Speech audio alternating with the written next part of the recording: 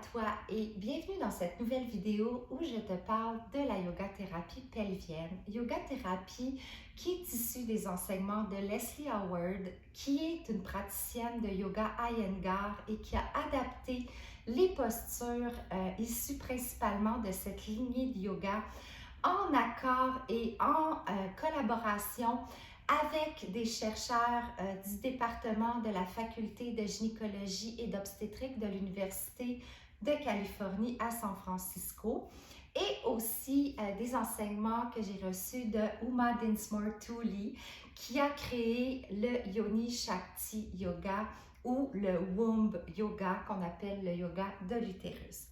Qu'est-ce que c'est ça, la yoga thérapie pelvienne? En fait, c'est un yoga qui est un peu un mélange de yoga Iyengar, dans lequel on utilise les accessoires pour travailler son alignement et une posture optimale, et aussi de Yin Yoga, qui est un yoga plus à saveur énergie féminine zen, et le yoga restaurateur. Et qu'est-ce qu'on veut faire dans un yoga pelvien? En fait, il y a différents objectifs.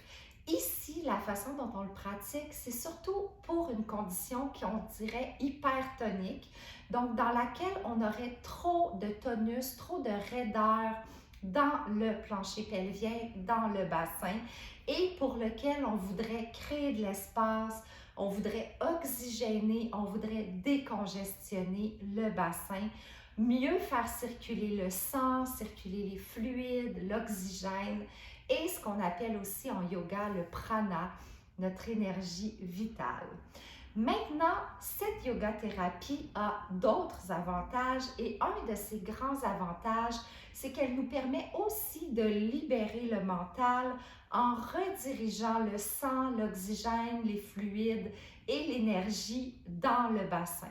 Donc, comme on vit dans une société qui consomme de l'énergie mentale, qui est surstimulée mentalement, ça fait du bien de s'arrêter et de faire circuler cette énergie-là. Et quand on ramène l'énergie, l'oxygène et le sang dans le bassin, ça permet aussi aux organes, aux muscles, aux ligaments d'être mieux nourris, mieux oxygénés, d'avoir plus d'espace. Ça permet à nos récepteurs hormonaux, comme nos récepteurs d'estrogène, de progestérone et de testostérone, qui vivent par milliers dans notre bassin, d'être oxygénés, d'être nourris et d'être de meilleurs récepteurs.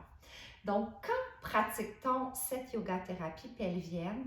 En fait, contrairement à la yoga thérapie hormonale, la yoga thérapie pelvienne peut être pratiquée en tout temps. Par contre, si on veut vraiment reproduire sa nature cyclique, se reconnecter à sa nature cyclique et supporter cette nature cyclique, ma suggestion, toujours à l'intérieur du yoga cycling, c'est de pratiquer la yoga thérapie pelvienne à partir d'au moins une semaine à 10 jours avant le début des menstruations et jusqu'à la fin des saignements menstruels.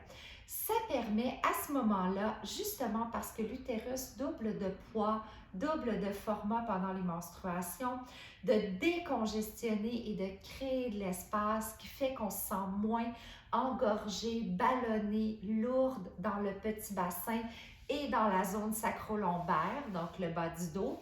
Et ça nous permet aussi d'être dans notre corps, d'être dans notre énergie féminine, tout en douceur, tout en lenteur, en honorant la chute des hormones sexuelles.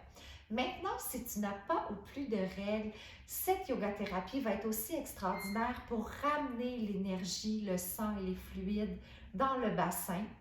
Comme je le disais tout à l'heure, on vit beaucoup dans notre tête. Donc, notre bas de ventre, notre bas du corps manque de cette énergie.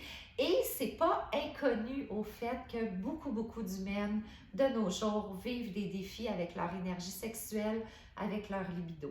Donc, plus qu'on va faire circuler l'énergie et les fluides dans notre bassin, plus que notre bassin va être en mouvement, va être vivant et vibrant, et plus qu'on va habiter notre corps. Et aussi, pour celles qui n'ont plus de règles, ça permet évidemment de gérer le stress, de faire le calme à l'intérieur de soi.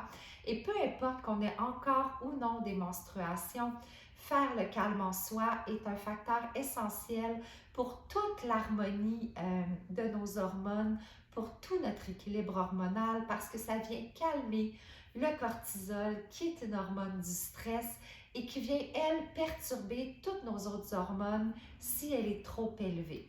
Donc, comment on pratique la yoga thérapie hormonale et pelvienne, ce fameux yoga cycling?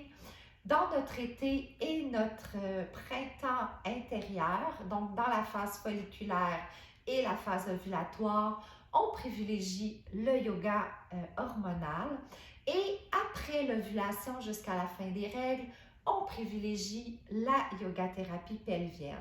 En fait, on peut aussi s'en rappeler en se disant qu'un yoga plus dynamique, plus hormonal est associé à la montée de nos hormones sexuelles qui vient avec une énergie plus masculine, plus tournée vers l'extérieur, plus dynamique.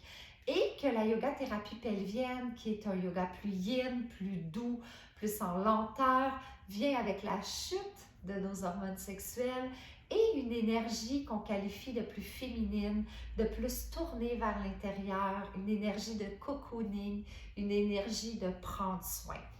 Donc, j'espère que ça t'a éclairé un tout petit peu. À tout moment, tu peux écrire sous les vidéos que tu peux choisir soit en fonction de leur durée ou en fonction de la vidéo la plus récente ou à savoir si c'est une pratique du soir aux chandelles ou une pratique de jour qui va peut-être être un petit peu plus dynamique. Mais écris-moi sous les vidéos si tu as quelconque question. Il n'y a pas de mauvaises questions et on est ici pour s'élever ensemble. Donc, je serai toujours là pour te supporter.